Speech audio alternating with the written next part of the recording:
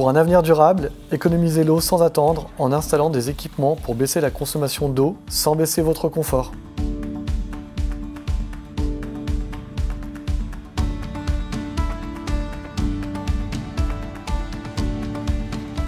Dès que vous utilisez le robinet, économisez entre 40 et 60% sur votre consommation d'eau.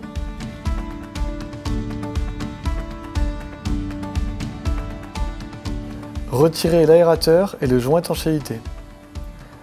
Avec le temps, le joint peut être collé à l'intérieur du robinet. Choisissez le joint étanchéité adapté au robinet. En fonction de la bague de votre robinet, il faudra choisir le joint adapté. Si la bague de votre robinet a un pas de vis à l'intérieur, il faudra choisir le joint fin. On parle de bague femelle. Si la bague de votre robinet a un pas de vis à l'extérieur, il faudra choisir le joint épais. On parle de bague mâle.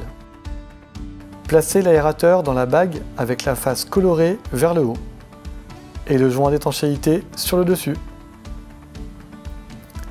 Revissez la bague au robinet. Testez l'installation en ouvrant le robinet .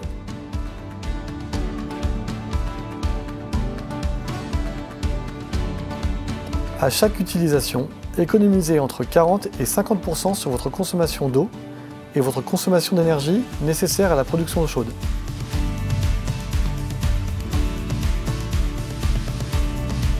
Dévissez le flexible de douche du pommeau de douche.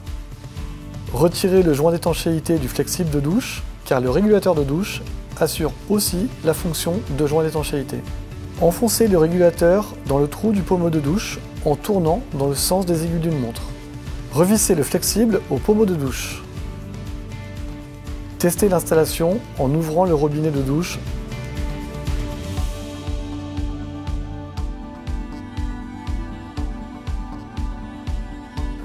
Dévissez le flexible de douche du robinet. Vérifiez que le joint étanchéité est bien à l'intérieur du régulateur de douche. Vissez le régulateur de débit à la sortie du robinet de douche. Vissez le flexible de douche au régulateur de débit, sans oublier le joint d'étanchéité du flexible de douche. Testez l'installation en ouvrant le robinet de douche.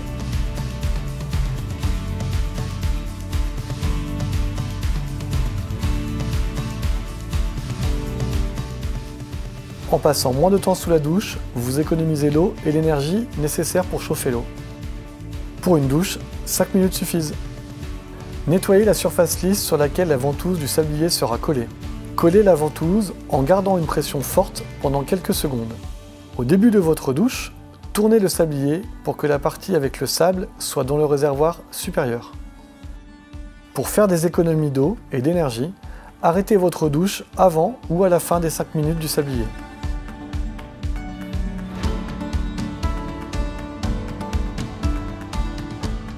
Le sac EcoWC va diminuer le volume d'eau de 2 litres dans le réservoir des toilettes.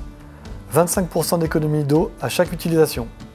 Fermez le robinet d'arrivée d'eau et tirez la chasse d'eau pour vider le réservoir. Ouvrez le réservoir de la chasse d'eau.